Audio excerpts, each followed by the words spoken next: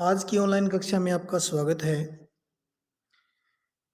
आज हम आपको बताएंगे कि हरियाणा शिक्षा बोर्ड भिवानी ने 8वीं कक्षा के लिए हिंदी विषय का जो पाठ्यक्रम निर्धारित किया है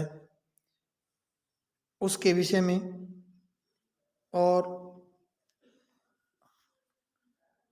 अब जो 8वीं की परीक्षा होगी वो भिवानी बोर्ड आयोजित करवाएगा और वही लेगा, तो आपको अच्छे से तैयारी करनी है। और अभी तक जिन बच्चों ने चैनल को सब्सक्राइब नहीं किया है वे चैनल को सब्सक्राइब अवश्य कर लें। आज से मैं पाठ्यक्रम के अनुसार आपको हिंदी का कार्य भी करवाऊंगा। तो देखिए, विशेष सभी प्रश्न क्षमताओं यानी पठन कौशल, लेखन कौशल एवं व्याकरण पर आधारित होंगे। पठन कौशल और लेखन कौशल यदि हमें किसी हिंदी को अगर सही ढंग से पढ़ना आता है तो हमारा पठन कौशल पूर्ण है, और हिंदी को यदि हम सही लिख लेते हैं तो हमारा लेखन जो कौशल है वो भी सही है। तो देखिए, इसमें टोटल भाग इन्होंने 4 भाग किए हैं पूरे सिलेबस के। प्रथम भाग में जो दिया है वो है जैसे भाग क।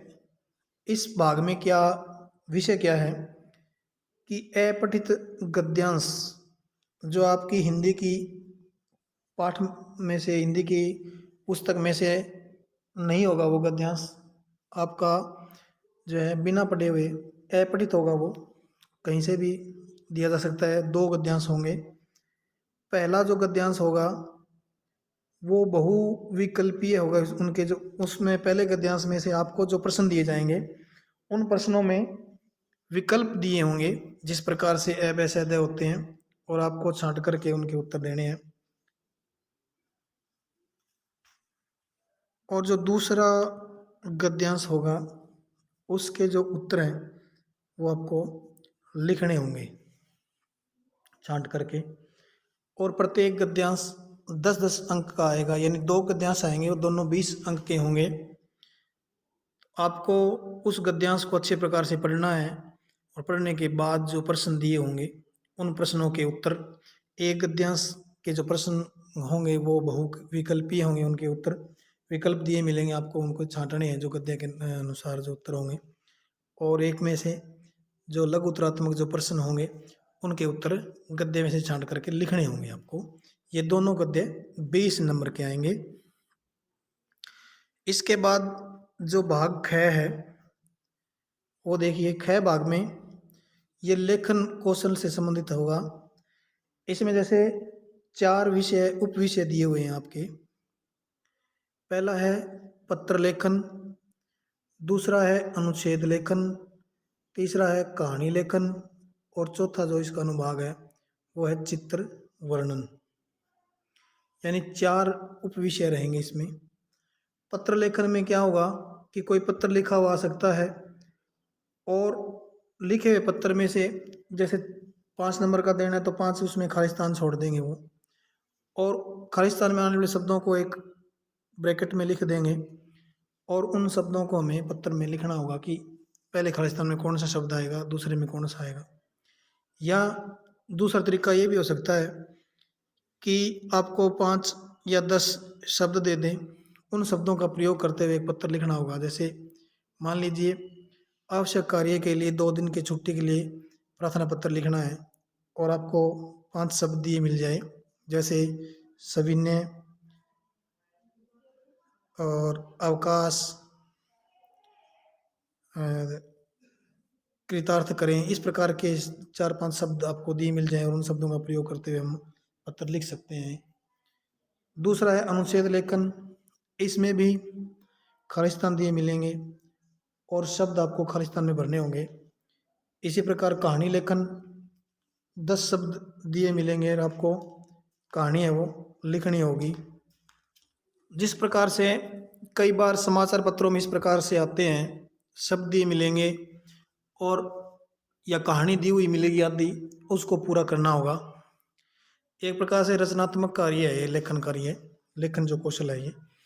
और इसी प्रकार से एक चित्र दिया मिलेगा, उससे संबंधित 4-5 वाक्य दिए मिलेंगे। उन वाक्यों में खालिस्तान हो सकते हैं और उनको आपको जो खालिस्तानों को दिए हुए शब्द चुन करके भरने होंगे। इस प्रकार से जो क भाग है वो 20 नंबर का था और ख भाग जो है वो कुल 30 अंक का होगा। इसी प्रकार से जो ग भाग दिया हुआ है ये ग भाग जो होगा वो ग भाग व्याकरण पर आधारित रहेगा। व्याकरण से संबंधित प्रश्न इसमें पूछे जाएंगे और वो प्रश्न वस्तुनिष्ठ भी हो सकते हैं और बहुविकल्पीय भी हो सकते हैं, दोनों प्रकार के होंगे वो।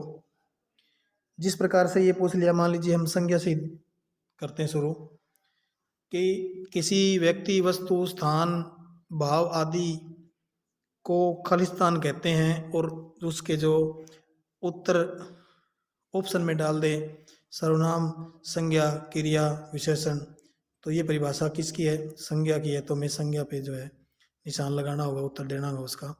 इस प्रकार से छांटने भी आ सकते हैं और सीधा भी पूछ सकते हैं कि संज्ञा की परिभाषा लिखो या जातिवाचक संज्ञा की परिभाषा लिखो या वचन कितने होते हैं, कारक किसे कहते हैं। इस प्रकार से देखो ये क्या क्या लगते हैं इसमें, संज्ञा है, सर्वनाम है, क्रिया है, विशेषण है, लिंग है, वचन है, कारक, संधि, उपसर्ग और इसके बाद प्रत्यय, समास, विलोम पद, पर्यायवाची शब्द और मुहावरे।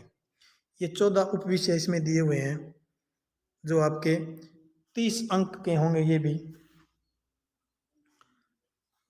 इसी प्रकार से प्रश्न प्रत्येक विषय उपविषय से लिए जाएंगे, जैसे संज्ञा से ले लिया, सर्वनाम से ले लिया, क्रिया से, विशेषण से, लिंग से, वचन से, कारक से, संधि से, उपसर्ग, प्रत्यय, समास, विलोम शब्द, पर्यायवाची शब्द और मुहावरे।